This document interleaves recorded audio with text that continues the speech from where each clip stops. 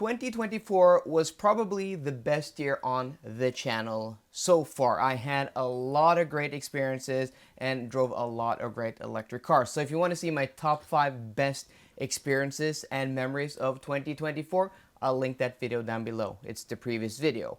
But in this video, I want to talk about the 5 worst electric cars I drove last year. So I drove close to 20 new electric car models, including some facelifted versions, so revised versions. So those cars are also included in this list. I'm also going to make a counterpart to this video, the 5 best cars I drove last year. But this video is all about negativity. It's all about calling out the worst electric cars of 2024. Coming in at 5th place, we have the Smart #1. And I have to say, none of these are terrible. There were just so many good electric cars that we have to rank the worst ones. But this is probably one of those which is, I don't know, kind of bland, kind of boring, kind of out there. It's built on the SEA platform and is closely related to the Volvo EX30 and also the Zeekr X that I'm hopefully going to get to drive later this year. So I got to compare it directly to the EX30, and on the surface, you're getting more space, you're getting more room, you're possibly even getting, more features for the same price. But driving it next to the EX30, it just felt bland, it just felt boring. And yeah, even though, the interior on the surface seems of higher quality, I much prefer the interior in the EX30. And also exterior styling when it comes to the EX30, a lot better. So, if I drove this car in isolation and didn't, make a video or two comparing it directly to the Volvo EX30, it may have fared better. But in my opinion, it just drove worse than the EX30. It wasn't as, nice to experience. And it just looks weird. It's just a very strange car. And, it's not a bad car. If you bought a Smart #1, you're probably, happy with it. But I think there are, especially for the price, better options if you care about driving dynamics, if you care about comfort, if you just care about the overall experience. I think the Smart #1 is one of the worst cars I drove last year. Coming in at 4th place may upset a lot of people, but for me personally, it just really didn't, tickle my fancy. The Kia EV9. It's a large 3-row electric SUV that for families is probably a great thing. And it looks great on the exterior and on the interior, but here in Norway, it's just so expensive. I mean, of course, my argument is that you can get a Volvo EX90 for a little bit more, and that car is probably going to give you, a lot nicer experience when it comes to the interior, when it comes to driving dynamics, and, that's from a luxury brand.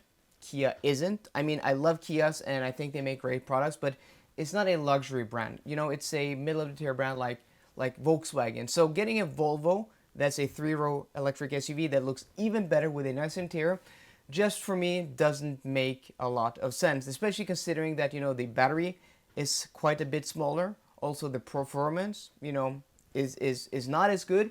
And also, you're not getting air suspension. You can't even option it with air suspension. And then when you consider like the driving dynamics, I mean, it's planted. There's good body control for being that size of vehicle. But what I want from a large electric 3-row SUV at that price point is a wafty, luxurious ride. I can, forego some of, the driving dynamics, but we've seen from other large electric cars that you can have both. And this car just didn't, give you that plushy ride. And also the worst thing for me that, I just can't get out of my head is the steering feel. It just feels so artificial, and I just never vibed with that car. Me personally, it's my video, it's my channel, but for me, the Kia EV9 comes in at 4th place. The next car on the list may surprise a lot of people and possibly upset more people. But remember guys, none of these are terrible. This is just my personal list, and this is a car I wouldn't buy with my own money. But if you came to me and asked me, hey Chris, recommend an electric car that is relatively inexpensive, you're going to get good range and good features, and it's going to be easy to use when it comes to charging, this is a car I'd have no problem recommending, but I say test drive it first, and that is the Tesla Model 3 Highland. This new model is improved over the old model. I think it looks better, it rides a lot better, and is a lot more comfortable. But it's also a lot harder to use. The old Model 3 already just had one big touchscreen where you have all of the functions buried. I'm not a fan of that. I think, a lot of the experience of driving a car and the experience of it being pleasurable and easy is having physical buttons, like buttons on the steering wheel. And this car doesn't even have stalks for your blinkers or for your window wipers. And living here in Oslo, living here in Norway, we have a million roundabouts. And I'm a real advocate of, blinking in and out, showing other people on the roads what you're doing. Like, I've learned that when I took my license back when I was 18, and I do it even when I'm alone on the road. It's just a habit. And that's just, doing basic functions in a Tesla Model 3 is just hard. Like doing things in the touchscreen, all the icons are small, just, adjusting the temperature. And also in Norway, we use our window wipers a lot, and just not having a stock, having a button, yeah, for me is just a no-go.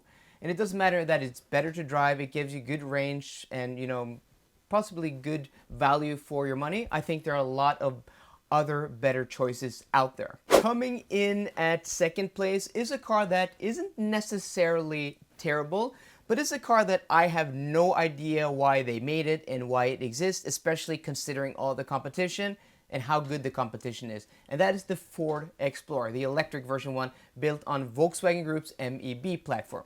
So it basically has all of the same features as the ID4, as the ID5, the Q4 e-tron, the Skoda Enyaq, and the other bazillion cousins of this car. It's a little bit cheaper, but it's already expensive, and the interior is just so boring and bland. I don't see a reason for this existing over those other cars because, yeah, you can pay a little bit more and get, I don't know, a Skoda Enyaq that is a lot better, easier to use. And I can't wrap around my head why this car exists at this price point.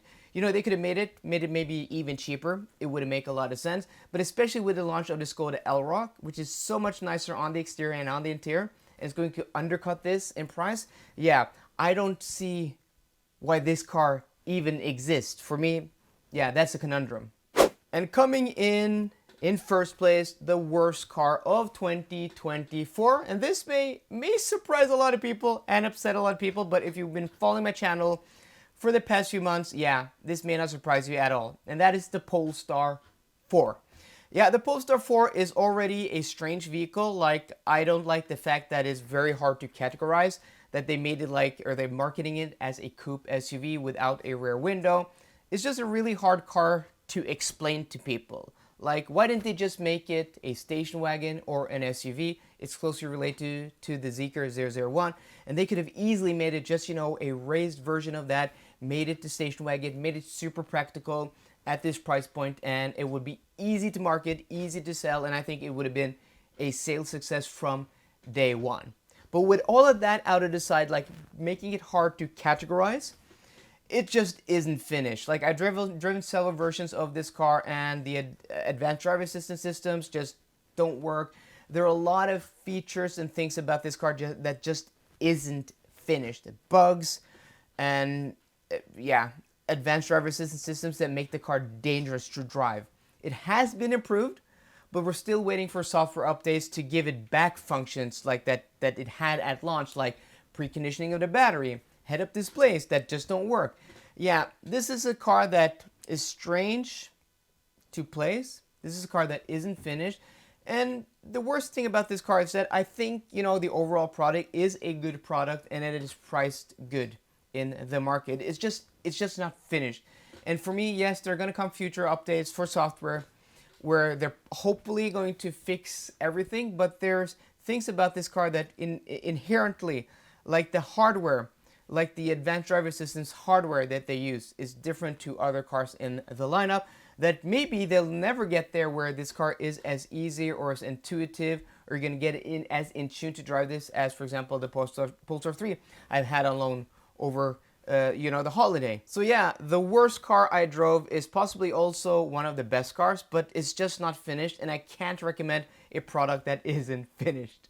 So guys, there we go. Those are the 5 worst cars I drove in 2024.